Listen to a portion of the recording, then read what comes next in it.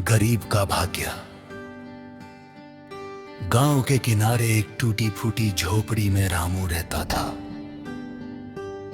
न जमीन उसकी थी, ना घर पक्का, न ही किस्मत साथ देने वाली। बचपन से ही उसने अभाव देखे थे। माँ बाप खेतों में मजदूरी करते करते दुनिया से चले गए और रामू बहुत छोटी उम्र ही अकेला रह गया। गांव के लोग कहते थे, गरीब का भाग्य कभी नहीं बदलता।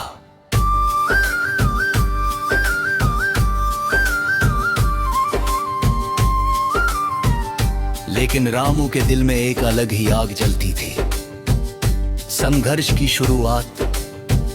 रामू सुबह सूरज निकलने से पहले उठता, कभी किसी के खेत में काम करता, कभी भट्ठा पर, तो कभी शहर जाकर ठेले पर सामान ढोता।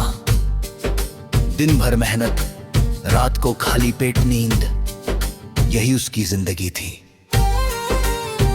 गांव के अमीर लोग उसका मजाक उड़ाते, इतनी मेहनत करके भी क्या मिलेगा, गरीब तो गरीब ही रहेगा। रामू चुप रहता लेकिन हार नहीं मानता। उम्मीद की किरण। एक दिन गांव में स्कूल के मास्टर जी आए। उन्होंने देखा कि रामू काम के बाद बच्चों की किताबें उठाकर ध्यान से पढ़ता है। मास्टर जी ने पूछा, पढ़ना चाहता है?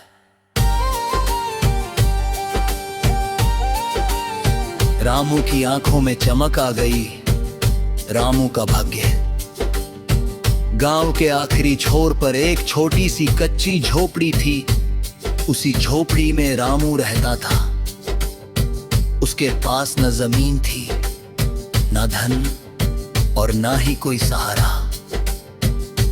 पिता मजदूरी करते करते चल बसे थे और मां बीमारी में दुनिया छोड़ गई थी। कम उम्र में ही रामू पर जिंदगी का बोझ आ गया।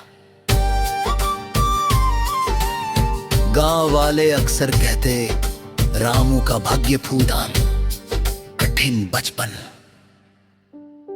रामू रोज सुबह सूरज उगने से पहले उठता, किसी के खेत में हल चलाता, तो किसी के घर में जानवरों को चारा डालता। मेहनत के बदले उसे कभी 2 रोटी मिलती, कभी सिर्फ दाने। रात को जब सब सो जाते, रामू आसमान की तरफ देखकर सोचता, क्या मेरा भाग्य कभी बदलेगा? भाग्य की पहली दस्तक। एक दिन गांव में एक बुजुर्ग साधु आया। सब लोग उसे भोजन दे रहे थे, लेकिन रामू के पास देने को कुछ नहीं था। फिर भी उसने साधु को पानी पिलाया और अपनी सूखी रोटी का आधा हिस्सा दे दिया। साधु ने आशीर्वाद दिया, पिता, तेरा भाग्य तेरी करुणा से बदलेगा। रामू को तब इन बातों का अर्थ समझ नहीं आया। संघर्ष की आग। समय बीतता गया। रामू जवान हो गया, लेकिन हालात नहीं बदले। कई बार वह टूटा, कई बार रोया, मगर कभी बेईमानी नहीं की। शहर जाकर उसने ईमानदारी से काम किया। मालिक ने उसकी सच्चाई देखी और उसे आगे बढ़ने का मौका दिया। भाग्य का मोड़। एक दिन उसी मालिक की मदद से रामू ने पढ़ाई पूरी की। मेहनत और ईमानदारी ने उसे एक सम्मानजनक नौकरी दिलाई। अब वही रामू, जिसे कभी गरीब कहा जाता था, दूसरों के लिए मिसाल बन चुका था। असली भाग्य। कई साल बाद रामू अपने गांव लौटा। उसने माँ बाप की याद में एक धर्मशाला और स्कूल बनवाया। गांव वाले बोले, तेरा भाग्य तो सच में बदल गया।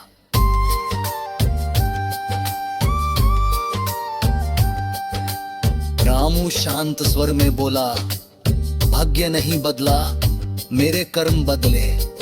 भाग्य तो कर्मों के पीछे चलता है। सीख, गरीब होना अभिशाप नहीं, सच्चाई और मेहनत कभी बेकार नहीं जाती, फिर कर्म ही भाग्य बनाते हैं। रामू ने अपना भाग्य कैसे बदला? एक हालात को कोसना नहीं, स्वीकार किया। रामू गरीब था, अकेला था, लेकिन उसने कभी ये नहीं कहा मेरे साथ ही ऐसा क्यों। उसने सच मान लिया, हाँ मेरी जिंदगी कठिन है और यहीं से बदलाव शुरू हुआ। रामू ने काम को स्वीकार कर लेता है, वही उन्हें बदल पाता है। मेहनत से कभी पीछे नहीं रहा, चाहे खेत की मजदूरी हो या शहर की ठंडी सड़कों पर काम। रामू ने काम को छोटा नहीं समझा, कई तक करने वाला इंसान कभी छोटा नहीं होता। तेरी ईमानदारी नहीं छोड़ी, गरीबी में भी रामू ने चोरी, झूठ या धोखा नहीं अपनाया। लोगों का भरोसा बना और वही भरोसा उसके काम आया।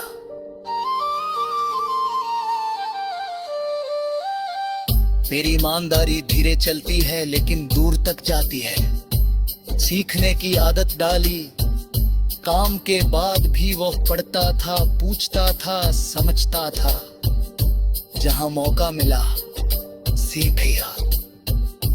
वहां ही इंसान को आगे ले जाता है। भाग्य लाए, अच्छे कर्म किए, बदले में कुछ नहीं मांगा। साधु को रोटी देना, किसी की मदद करना। रामू ने कभी दिखावे के लिए कुछ नहीं किया।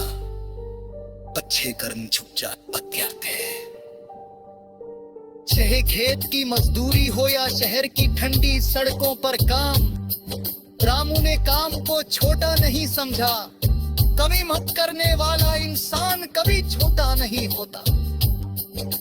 तेरी ईमानदारी नहीं छोड़ी, गरीबी में भी रामू ने चोरी, झूठ या धोखा नहीं अपनाया। लोगों का भरोसा गला और वही भरोसा उसके काम आया।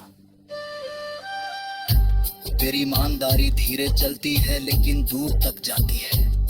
सीखने की आदत डाली, काम के बाद भी वो पढ़ता था, पूछता था, समझता था।